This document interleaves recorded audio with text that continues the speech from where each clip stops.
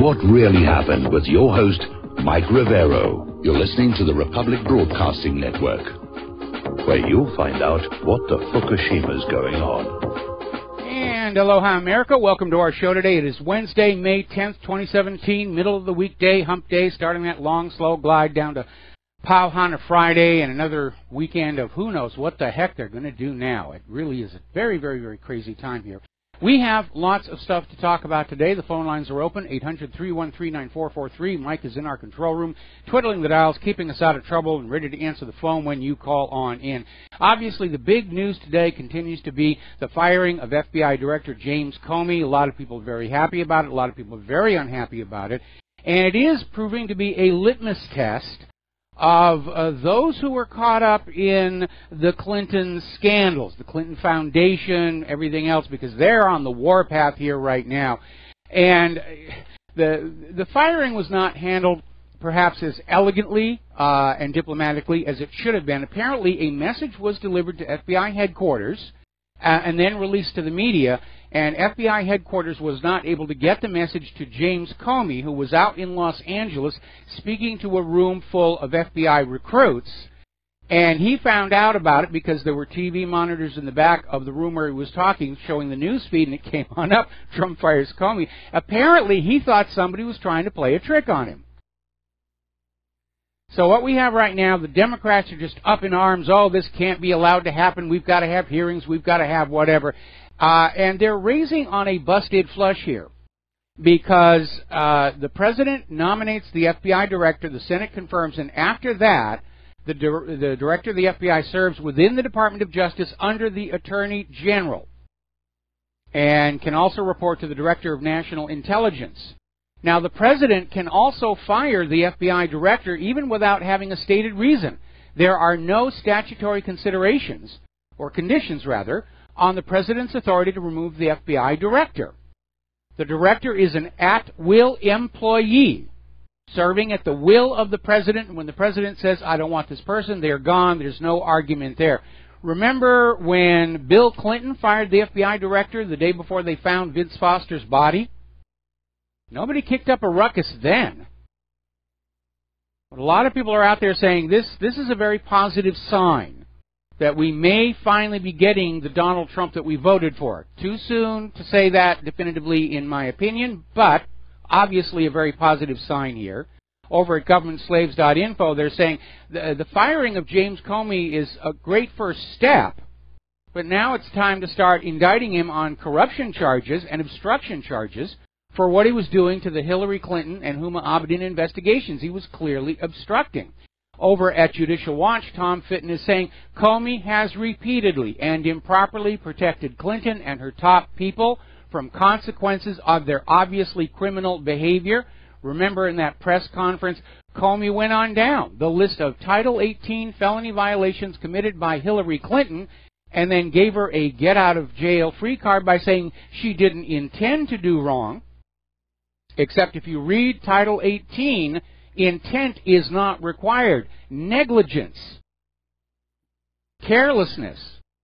It is the act of exposing classified documents in an insecure environment that carries a jail sentence penalty of up to 10 years. So what are the Democrats doing? Well, they're already out there. Well, the firing of Comey was to end the investigation into the link between Vladimir Putin and Donald Trump. This proves Russian collusion. And they're already out there and they're saying it's Russia, Nixon, it's Watergate, it's Russia, it's all over again. They're just screaming this is all about the Russian narrative because they're all starting to understand something very, very critical. And that is Comey is not there to shield the Clinton-Bush duocracy and all of their enablers, and there's a lot of them. And what's really interesting is to watch the flip-flops going on. Now remember when Donald Trump launched those 59 cruise missiles into Syria, only 23 of which actually hit the target, and all of a sudden John McCain was fully on board with Donald Trump. Yes, Trump is being decisive, he's being presidential, and now all of a sudden he's back to saying, oh no, Trump is working with Russia, this is a horrible thing. We need a special prosecutor to investigate the Russian-Trump collusion, and obviously blah, blah, blah, blah. Now, what's really interesting, if you go on back and you search through the Internet, you will find all these clips of Democrats who wanted Comey out back when he was investigating Hillary's email server and the Clinton Foundation. And it was Chuck Schumer was out there saying Comey had to go. MSNBC, 10 days before the election, Comey must go. Bernie Sanders, he must step down. Harry Reid, Comey should be investigated. They were just on the warpath against him. James Carville, Tim Kaine, Maxine Waters, they were all out for Comey's blood. Barbara Boxer, Keith Olbermann, John Podesta. And now all of a sudden they're his staunchest defenders. Oh, they can't fire James Comey. And it is really ridiculous to see all of this stuff coming on down. Just the hysterical about face here. Especially Chuck Schumer. This was back in November of last year, just days before the election. Chuck Schumer. I do not have confidence in him, meaning Comey, any longer. To restore my faith, I'm going to have to sit down and talk to him and get an explanation for why he did this. And he's talking about the reopening of the investigation into Hillary's email server. But remember, Comey's hand was forced by the New York Police Department. Now, Stephen Colbert, who's already under fire for his inappropriate reference to Donald Trump's mouth and Vladimir Putin's nether regions, basically broke the news that Comey was fired to his show audience, and they cheered. They all thought it was a great thing. And then when Colbert says, no, this is going to help Trump and the Russians, they all booed him. Everybody knows what's really going on. The cover stories just are not holding. And you need to remember all the things Comey did wrong while he was in charge of the FBI. They actually had Tamerlan Tsarnaev under surveillance and then let him go. Or maybe he was working for them at the Boston bombing. FBI was exposed conducting its own data mining on innocent American citizens. And just all of these horrible, horrible things that he did. Now, interestingly enough, remember, back during the email investigation, Comey granted blanket immunity to Hillary's entire campaign staff on the excuse it was the only way to acquire a laptop they wanted to examine, which is ridiculous. All it takes is a subpoena. You will surrender the laptop. But Comey just gave a blanket immunity to everybody against any kind of prosecution. So there was something funny going on, and maybe now we will get to the bottom of it. Now, according to a former U.S. attorney, DeGenova, Comey's hand was forced by FBI rank and file, who were just seething in anger at the botched or blocked Hillary email investigation. And already the FBI is trying to pull back and say, well, the reason Comey was fired was he exaggerated the number of emails that were found on Anthony Weiner's laptop. No, that was not an exaggeration. If you go back to when that story first broke late last year, they found 650,000 State Department emails on Anthony Weiner's laptop. And the Department of Justice, still then under Loretta Lynch, blocked an investigation into the Clinton Foundation for all the pay-for-play allegations that were surfacing in these emails. And those angry FBI agents may be the loose cannon on deck, because I'm seeing this story, this came out of Disobedient Media. Sources are claiming that the Comey firing could result in a release of documents, new leaks from within the FBI, and it opens the door to a new Clinton probe. Because Comey saying, I'm not going to prosecute or recommend prosecution, and Loretta Lynch saying, we're not going to prosecute, does not get Hillary off the hook. She can still be charged. And I imagine over at Hillary's digs, the ashtrays are bouncing off the walls even now. Which gets us on back to an issue I am going to raise again. And I'm going to start pounding on this again because it's important. Back in 1994, when Bill Clinton was running for re-election, there was a scandal called Chinagate. And how it worked was that Bill Clinton, using his authority as president, authorized the transfer to China of highly sensitive technology with potentially military application, technology that had previously been banned for export to China, over the objection of the intelligence community and the Defense Department. And at the same time, Chinese money was pouring into Bill Clinton's re-election campaign. Now, it was being funneled through Chinese-American citizens to make it look like it was all legal and above board. But the investigation showed the money was coming from various Chinese interests, Chinese businessmen, and even Chinese intelligence. And the scandal was called Chinagate, and the only reason it wasn't successfully investigated was, oh, gee, golly, the White House email server broke down and we weren't making our backup. So all the records about all of this stuff, it's just, we don't have it anymore. Investigation is over. So this brings us up to Hillary as Secretary of State, where she is placing top secret, including special access compartmentalized material on her private email server that had weaker security than Ashley Madison. And when Guccifer said that when he broke into that server, and it was easy to do, he saw at least 10 foreign IPs prowling around the server, looking at documents. So it raises an obvious question that must be asked, and maybe we will finally get to ask it. Was Hillary Clinton replaying the 1994 Chinagate Clinton scandal by selling U.S. secrets to foreign interests using her weak private email server to deliver and that charitable foundation to collect and launder the payments, because a huge amount of the money in the Clinton Foundation came from foreign sources? Easy means of delivering secrets, easy means of payment. She doesn't have to actually steal the files like Jonathan Pollard did. She doesn't have to go out and mark mailboxes with chalk like Aldrich Ames did. She didn't have to bundle up the documents in plastic and tape them underneath a bridge at a local park the way Hansen did. It's a perfect system. Now, Hillary Clinton had two shields protecting her from a full investigation as to just what was going on with that private email server, Loretta Lynch and James Comey. Both are no longer able to protect her. And it is time to find out if this nation actually had a serving Secretary of State who committed espionage, betrayed her trust, betrayed the nation, using that weak email server to deliver secret documents to foreign interest, and the charitable foundation to collect and launder the money. And in addition, we need to remember the Clinton Foundation was suspected of actually being both a slush fund and a money laundry, and according to an anonymous FBI insider who was posting all over the web, all of the top politicians in both parties were up to their neck in the Clinton Foundations. We need the truth.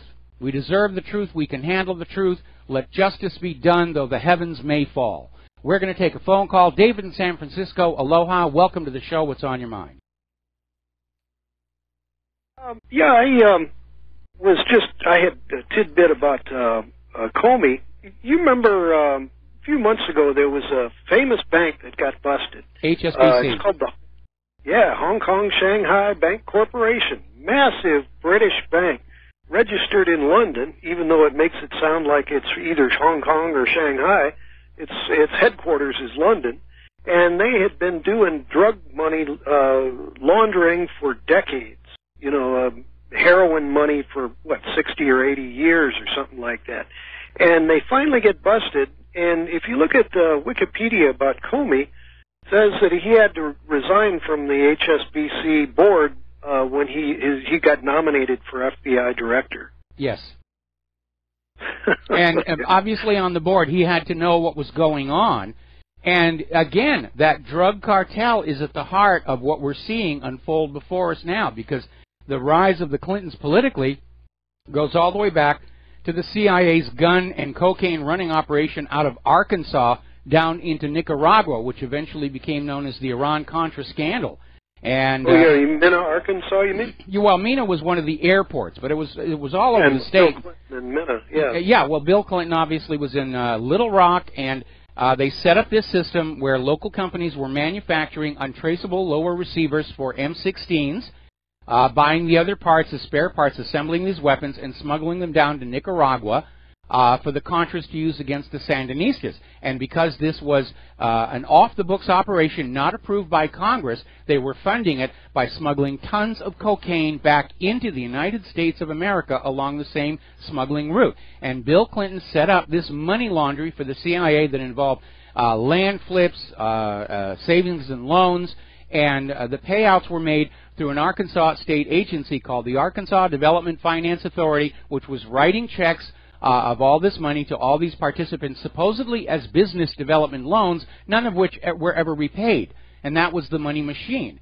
And so everybody who was connected with that CIA drug running, or the laundering of the money from CIA drug money, they're all part of that, and they're trying to protect each other. And so the question we have here is how much of that HSBC drug money laundering was being done on behalf of the CIA, which traffics not just cocaine, but they've been bringing in heroin. They were doing it during Vietnam, Kunsas heroin coming in, and ever since the invasion of Afghanistan, they're bringing it in from there. Sure. Well, I was going to kind of merge it up to, of course, you know, Skull and Bones and opium, so it's probably just a cousin bank to what they were using. If I understand right, HSBC got started right around the time of our Civil War, but they were smuggling or running the opium trade in China for long before that. So that banking structure and who was, you know, laundering when.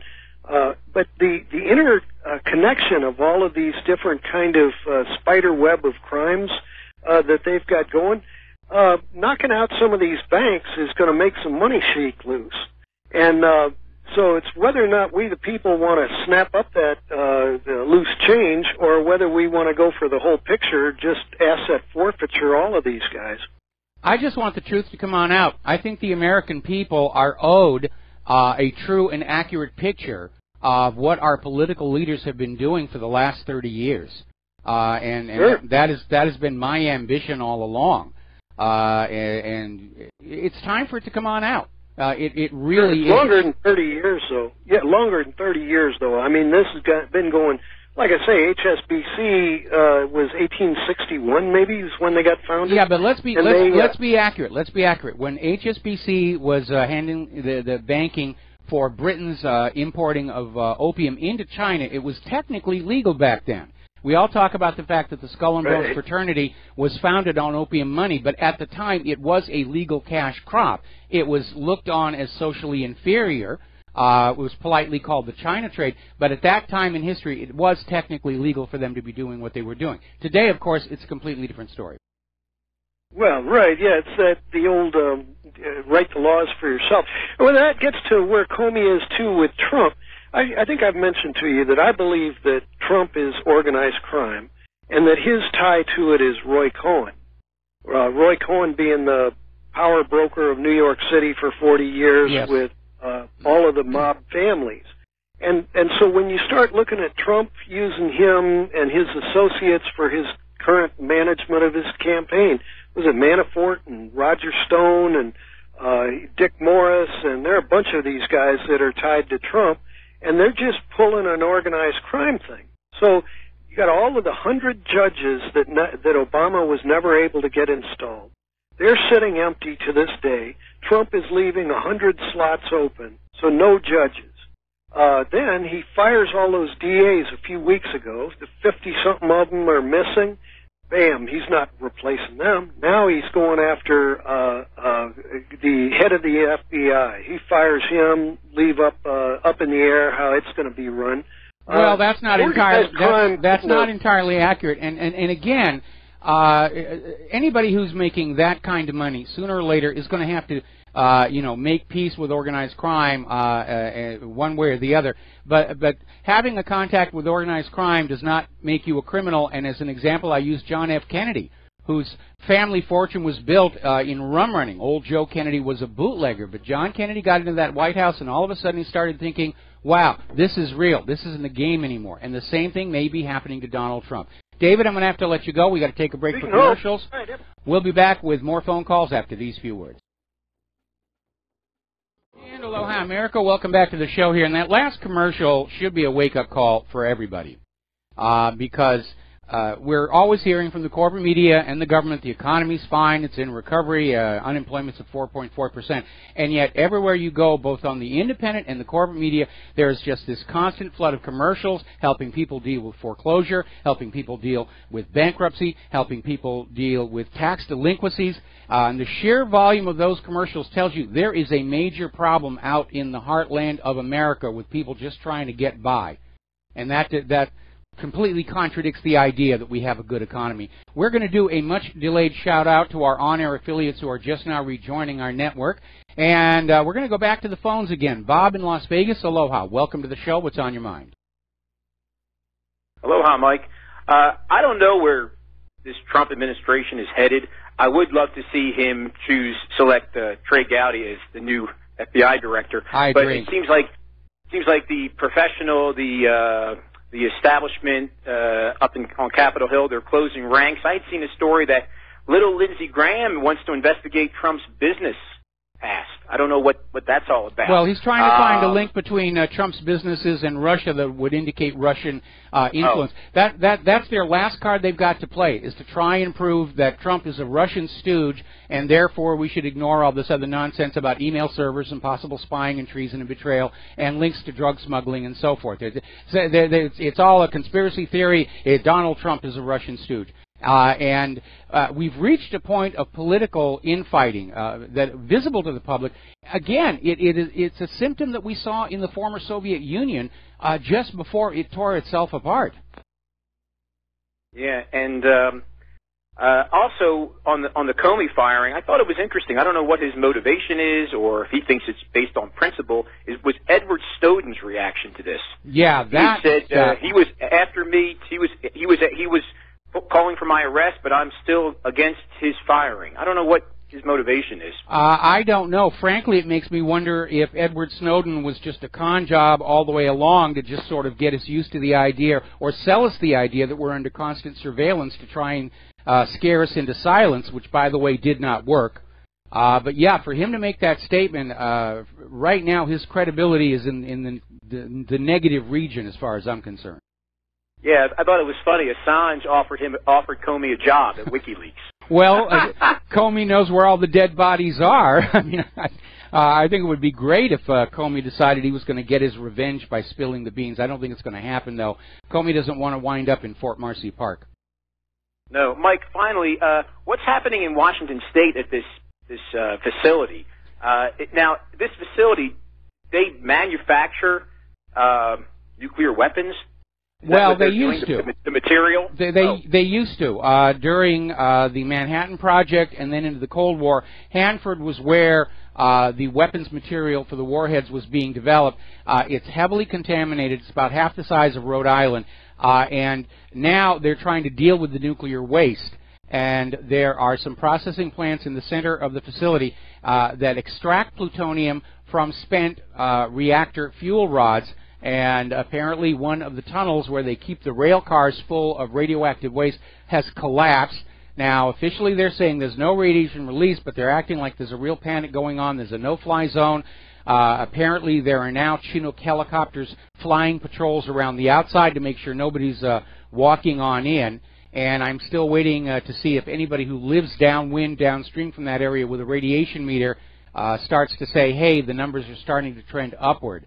But they're not acting like it's all perfectly under control. And so we may have a major problem. And what's really interesting, I was going to mention this earlier in the show, apparently 2 years ago, engineers said these tunnels could collapse. They need to be reinforced, and of course the money wasn't available because we need to spend it bombing people in other countries until they love the United States government. Right. We, as with the situation in California with that dam. Yes. That was ignored, that was neglected. So, yes. You know, it's the same old story in this war economy. But, Mike, is this comparable? Could this be comparable, this situation at this facility, to what happened in Chernobyl? I don't think so, because we're not dealing with chain reactions and meltdowns. The problem is that Hanford is one of the most heavily contaminated locations on the face of the earth, and anything that throws that contamination up into the air is going to be causing problems. Anyway, Bob, Thank you, Mike. Got to let you go. Got to take a break for commercials. We'll be right back. America, welcome back to the show. I was checking my mailbox and somebody wrote in to remind us. Remember when former FBI Chief James Comey insisted it was North Korea had hacked Sony Entertainment because the hackers got sloppy and we just know it was then it turned out to be an internal leak. So that's another strike against James Comey. He's out there to sell the official propaganda, not to actually investigate anything. Speaking of investigation, with Comey gone, while we're waiting for Donald Trump to pick a new FBI director, and yes, I agree, Trey Gowdy would be a good one, the deputy FBI director is now the interim FBI director, Andrew McCabe. He's currently under investigation himself. And apparently he's embroiled in one of the Clinton scandals because his wife got funding from a Hillary Clinton fundraiser. It's a very incestuous little community up there in Washington, D.C. Okay, let's see. We're going to go back to the phones. Mark in North Carolina, aloha. Welcome to the show. What's on your mind? Hello, Mike. Mike, you know, people are forgetting, I know you're not, because I saw your Facebook alert this week about, first in Lavoy Finnegan, and the Bundy Patriots that are still languishing in jail. Yes. In a private prison there in southern, being actually beaten up. And they haven't even been gotten bail. And the murder of Lavoy Finnegan. And also the murder of that Chechen guy. I forget his name now, but evidently he was somewhat involved with that so-called bombing there in Boston. Probably knew it was fake. And the FBI murdered him in cold blood. Again, shot him in the back of the head. And a lot of people don't know that FBI agent that did the shooting, very questionable how he could have gotten. I couldn't get a a security clearance when I was a correctional officer down in Texas because I couldn't qualify to work at one of the nuclear plants there at Pantex because my credit was terrible at the time. Well, you should be glad because the Pantex facility is the one where the tunnel collapsed. No, that's the one in Washington where it collapsed. Pantex is in Texas. There's another Pantex. I think it's Pantex up in. Well, okay, I misspoke then. Yeah, it's right outside of Amarillo. That's where I was living at the time. But that's where they manufacture nuclear bombs and destroy nuclear bombs when they don't need them anymore. But anyway, but as far as this FBI agent, he supposedly was an Oakland police officer, Oakland, California. Yes. He was kind of dirty. I think he may have been involved in drug smuggling and all that. And they gave him a parachute. They gave him a disability pension because supposedly he broke his ankle. All right. Yes. Now, what are they going to take the guy if he's in a disability? Are they going to take him into the FBI? If his ankle is that bad, would he be able to pass the FBI physical agility and all that? I doubt it.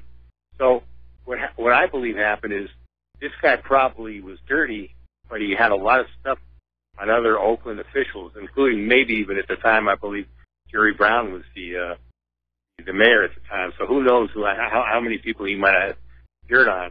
But anyway, the FBI hired him. Okay, very questionable. And then how he got a security clearance is beyond me. And he's the one that actually put the bullet in the back of this guy's head, or the Chechen. I forget the guy. I can't pronounce his name. He was He was somehow. I think he was a friend of the Saranov brothers. Oh yeah, the one down in Florida where they kept badgering him to implicate the Tsarnaev brothers in something, and he kept refusing. And then there was an altercation, and the FBI claimed that he'd attacked them or something. And I thought it was the guy who got shot who had the bad angle. No, it was the FBI agent. He was. That's where he supposedly got a disability pension from. I saw that in the Boston Globe, surprisingly. It came on InfoWars, but nobody's really talked about it for some reason. Well, we talked about it at the time when it happened because, it was clearly a case where the FBI was trying to browbeat this guy into saying what they wanted him to say, and he kept refusing until finally he wanted to leave and the situation got out of control. But I have a theory. The FBI is hiring dirty agents. And one time, like under J. Edgar Hoover, they used to actually use the mafia to do their rough work, to rough people over. So does the CIA. So does the CIA. And the CIA also. Yep. But I think what happens now is they're hiring dirtbags that normally wouldn't be able to qualify, whether maybe cartel criminals, dirty cops. They're basically hiring the people who are willing to do these things on command.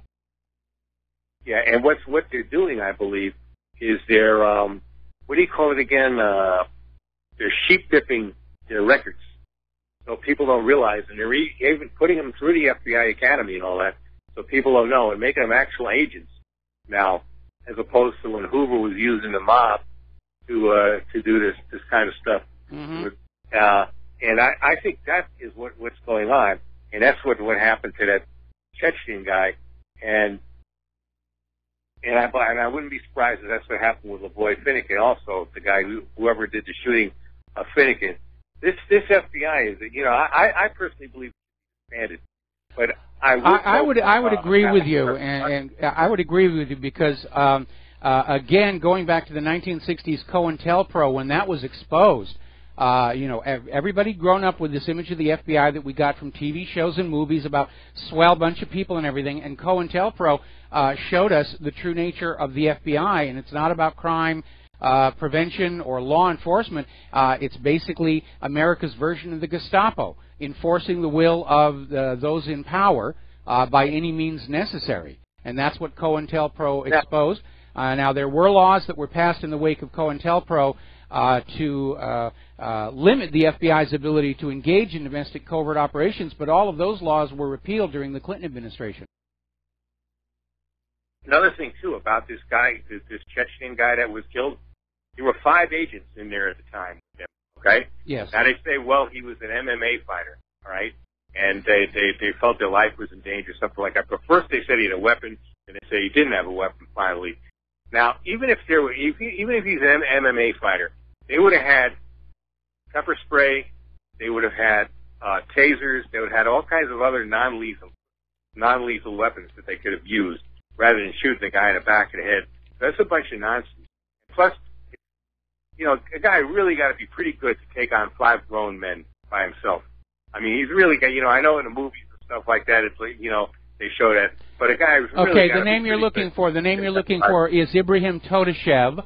And by the way, that agent who killed him had been previously accused of police brutality. Anyway, listen, we got a bunch of calls waiting, and so I'm going to let you go here. Thank you for the information, and we're going to switch to Jim in Chicago. Aloha, Jim. Welcome to the show. What's on your mind? Hello, Michael. 2 quick questions regarding Comey.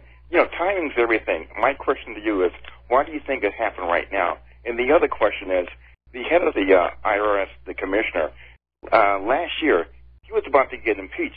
Why in the hell is he still there? Very, very, very good question. Very good question indeed. Yeah, because the head of the IRS, he's just as bad as Comey. If you really look what he did, and he was protecting Lawrence Lerner and other people who were trying to do the right thing, and he basically, was very one-sided when it came to like the Tea Party and other conservative groups. So okay, well, Lerner wasn't doing the right thing. Lerner was, part of the enabler, and right. The question was, from where did these orders come on down to be harassing the Tea Party groups and truth activists and conservative groups in general? Did that come from the top, or was that just something Lois Lerner did on her own? But we'll never really know because, gosh darn it, the hard drive on her computer with all of her emails failed, and they had recently stopped doing backups. Right. But getting back to my first point, do you think the timing is kind of strange or not? I'm just glad it happened at this point. It should have happened long before now. I think one of Trump's biggest mistakes was keeping Comey on in the first place. But I'm hearing all these different explanations for why Comey was fired and why it was now. But apparently the Deputy Attorney General and the Attorney General had been talking about this for quite some time, and finally Trump said, yeah, we're going to go ahead and do it, and I know they're going to scream it's because I'm trying to stop the Russian investigation. But again, I think the breaking point may have been when Comey came on out and gave Huma Abedin that get-out-of-jail-free card, on the exact same rationale that he did for Hillary. She didn't mean to do wrong. And to his credit, Trey Gowdy in the hearing said intent is not required. And it may have been a combination of factors. Certainly, looking at the reactions of people like the studio audience at Colbert's show, the American people have zero trust in the FBI and certainly not in Comey. In fact, the government as a whole. And maybe they just, as Trump said, we need to put somebody in charge of the FBI that is going to inspire some confidence and trust in the FBI. That's going to be a very, very tall order, by the way. Well, that's very true. Well, Michael, I will let you go. You take care. All right, thanks an awful lot. We're going to go to Peter in Los Angeles. Aloha, Peter. Welcome to the show. What's on your mind?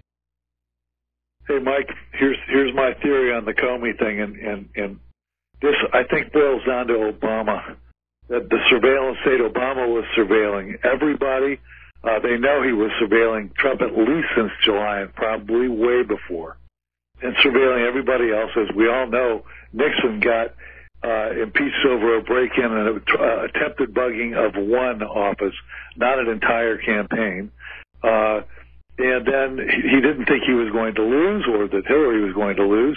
And so then he came up with the Russian explanation because he knew that all this apparatus was going to be turned over to Trump and he would be found out for all the horribly unconstitutional surveillance he's been doing on his political opponents and how he weaponized the intelligence system against the other party.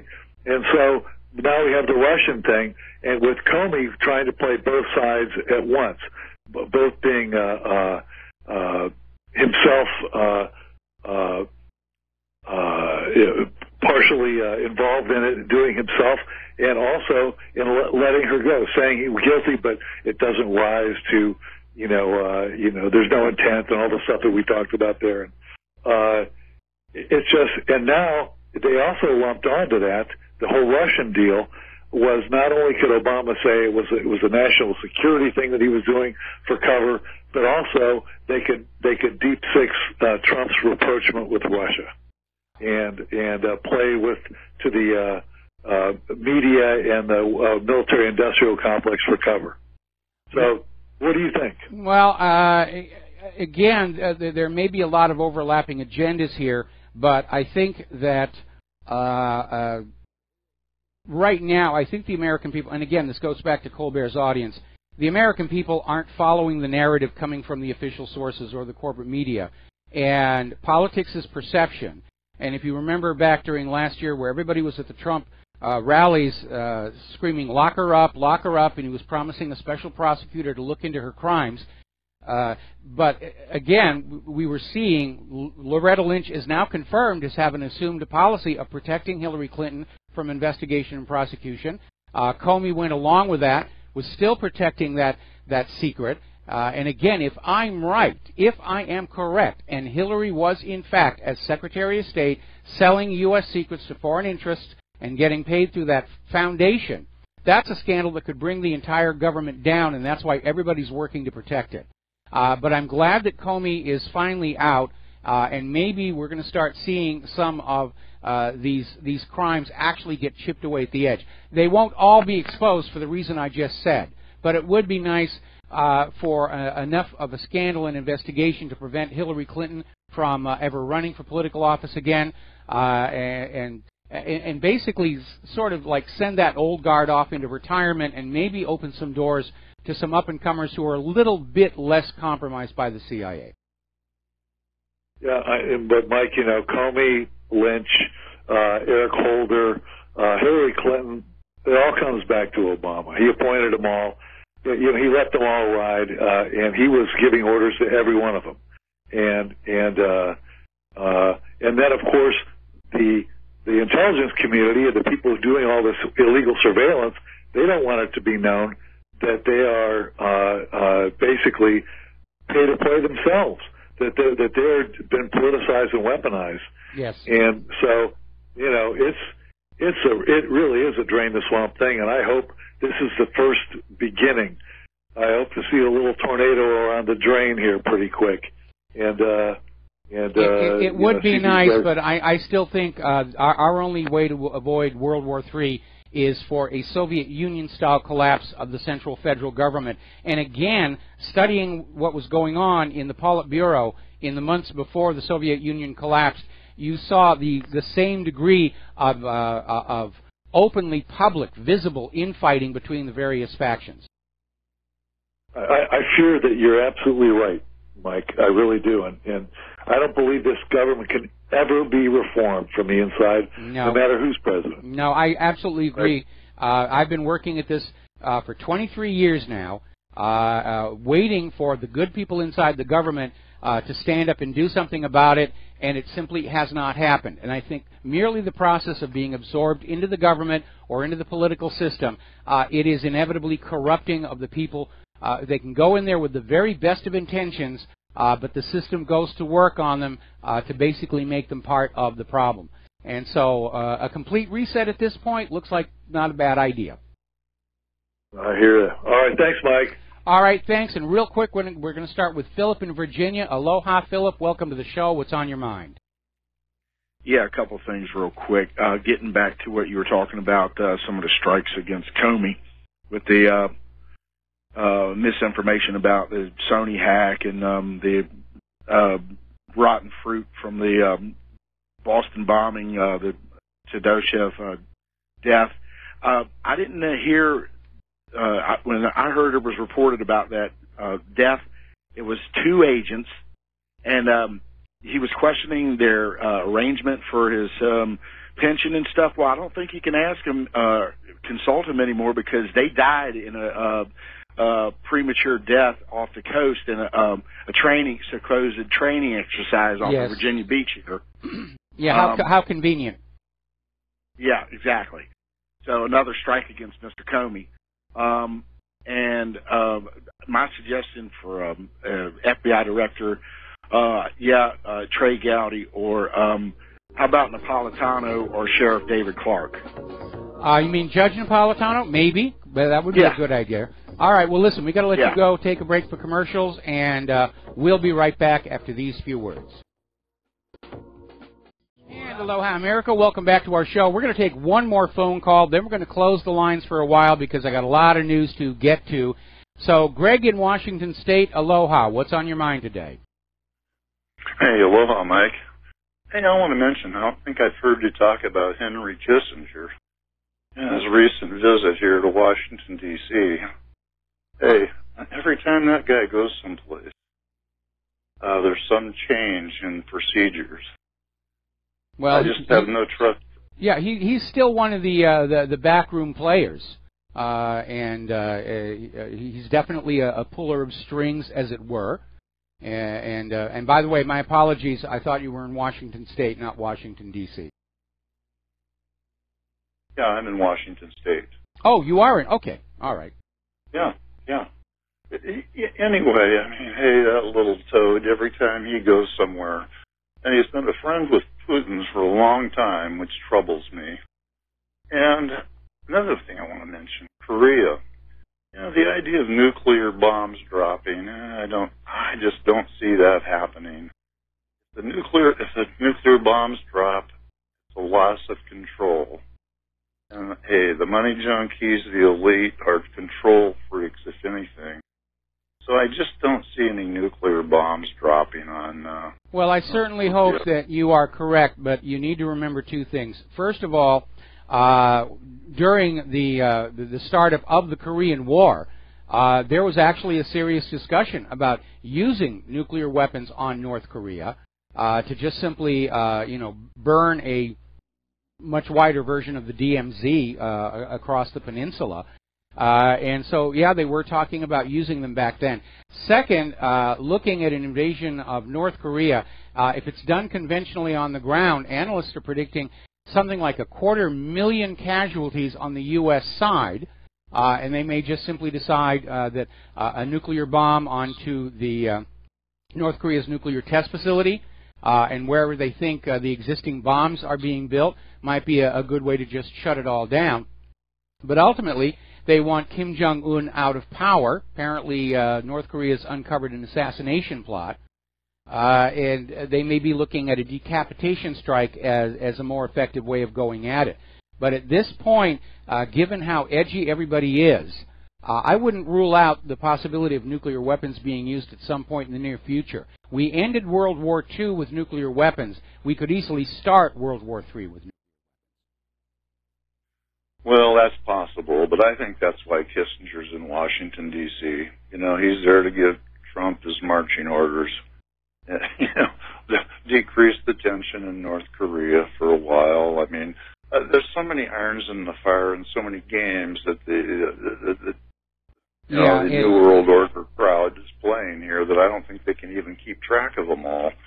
Well, the situation here is, with the South Korean elections, their new president wants reconciliation with North Korea. We're going to be talking about that a little later in the show. Thank you for the call, Greg. We're going to let you go. We're going to close the phone lines for a little while here because I do have a bunch of news that I need to get through. We'll be right back.